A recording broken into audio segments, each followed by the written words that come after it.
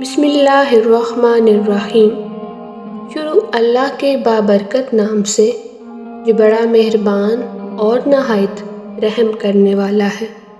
رسول اللہ صلی اللہ علیہ وآلہ وسلم کو اللہ نے عظیم اختیارات عطا فرمائے ہیں، جن کا ظہور حضور صلی اللہ علیہ وآلہ وسلم نے وقتاً فوقتاً فرمایا۔ احادیث میں بھی ان کا کافی ذکر موجود ہے۔ علماء کرام نے اس موضوع پر بہت سے رسائل تحریر فرمائے۔ یہاں ہم موضوع کی مثابت سے حضور صلی اللہ علیہ وآلہ وسلم کے ان عظیم معجزات کو بیان فرمائیں گے، جن میں سردی کے متعلق بتایا گیا ہے۔ حضرت سیدنا جابر فرماتے ہیں کہ مجھے حضرت بلال نے بتایا کہ میں نے ایک سخت سرد رات میں فجر کی اذان کہی، لیکن مسجد میں کوئی نہ آیا۔ کچھ دیر بعد میں نے پھر اذان دی، مگر اب کی بار بھی کوئی نہ آیا۔ جب رسول اللہ صلی اللہ علیہ وآلہ وسلم نے یہ ملاحظہ فرمایا تو پوچھا، لوگوں کو کیا ہوا؟ میں نے عرض کیا، سخت سردی نے لوگوں کو مسجد میں آنے سے روک رکھا ہے۔ یہ سن کر آپ صلی اللہ علیہ وآلہ وسلم نے دعا فرمائی، اے اللہ، لوگوں سے سردی کو دور فرما۔ حضرت بلال فرماتے ہیں، میں گواہی دیتا ہوں کہ سردی ایسی دور ہوئی کہ میں نے دیکھا لوگ صبح کے وقت گرمی کی وجہ سے پنکھا جلا رہے تھے۔ حضور کی اطاعت میں سردی دور ہو گئی۔ حضرت ابراہیم اپنے والد سے روایت فرماتے ہیں، ایک بار ہم حضرت سیدنا حذیفہ بن یمان کی خدمت میں حاضر تھے۔ آپ نے فرمایا، ہم غزوہ احزاب کی ایک سخت آندھی اور سردی والی رات حضور صلی اللہ علیہ وآلہ وسلم کے ساتھ تھے۔ آپ نے ارشاد فرمایا، میرے پاس قوم کفار کی خبر کون لے کر آئے گا اور اسے قیامت میں میری رفاقت حاصل ہوگی۔ لوگ خاموش رہے۔ آپ صلی اللہ علیہ وآلہ وسلم نے پھر پوچھا، پھر بھی لوگ خاموش رہے۔ پھر فرمایا، اے حذیفہ، میرے پاس قریش کی خبر لاؤ۔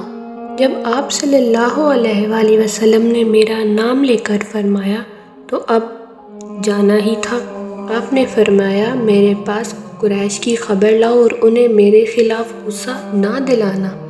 حضرت حذیفہ فرماتے ہیں، میں اسی سخت سردی کے موسم میں چلا تو ایسا لگ رہا تھا جیسے میں حمام میں چل رہا ہوں، یعنی مجھے سردی بالکل محسوس نہیں ہو رہی تھی، حتیٰ کہ میں وہاں پہنچ گیا۔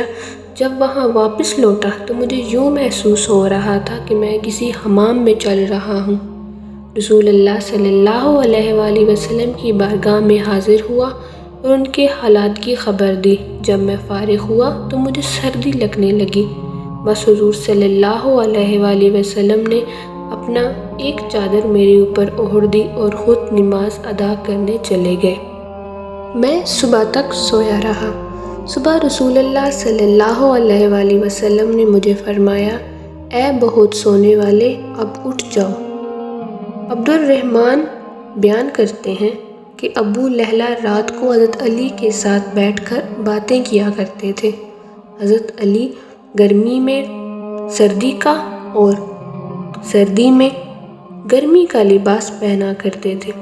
انہوں نے اس بارے میں حضرت علی سے سوال کیا تو آپ نے فرمایا، جنگ خیبر کے دن حضور صلی اللہ علیہ وآلہ وسلم نے میرے پاس پیغام بھجوایا۔ مجھے آشوب چشم تھا۔ میں نے بارگاہ رسالت میں حاضر ہو کر عرض کیا، یا رسول اللہ، مجھے آشوب چشم ہے۔ تو حضور صلی اللہ علیہ وآلہ وسلم نے میری آنکھوں میں اپنا لعاب ڈالا، پھر دعا کی، اے اللہ، علی سے سردی اور گرمی کو دور کر دے۔ حضرت علی نے فرمایا، اس دن کے بعد مجھے نہ سردی لگتی ہے نہ گرمی۔ اللہ پاک ہمیں اپنے پیارے نبی صلی اللہ علیہ وآلہ وسلم کی سچی محبت نصیب فرمائے۔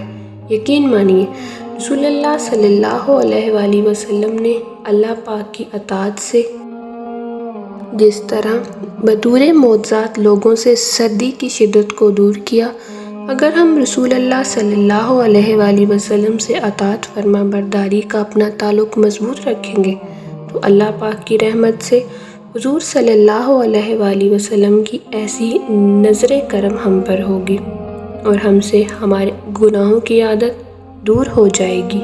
امام احمد روایت ہے کہ حضور صلی اللہ علیہ وآلہ وسلم کی خدمت میں حاضر ہوئے اور عرض کیا، یا رسول اللہ، مجھے زنا کی اجازت دے۔ لوگوں اس طرف متوجہ ہو کر اسے ڈانٹنے لگے تو اسے پیچھے ہٹانے لگے، لیکن نبی پاک نے اس سے فرمایا، تم میرے پاس آ جاؤ۔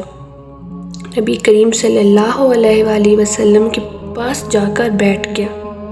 نبی پاک صلی اللہ علیہ وآلہ وسلم نے اسے پوچھا، کیا تم اپنی والدہ کے حق میں بدکاری کو پسند فرماؤ گے؟ اس نے کہا، اللہ کی قسم نہیں، میں آپ پر فدا ہو جاؤں۔ نبی کریم صلی اللہ علیہ وآلہ وسلم نے فرمایا، لوگ بھی اسے اپنی ماں کے لیے پسند نہیں کرتے۔ پھر آپ نے اس سے اس کی بیٹی، بہن، پھوپھی، خالہ کے بارے میں پوچھا۔ اس نے ہر بار یہی کہا، اللہ کی قسم نہیں، میں آپ پر فدا ہو جاؤں۔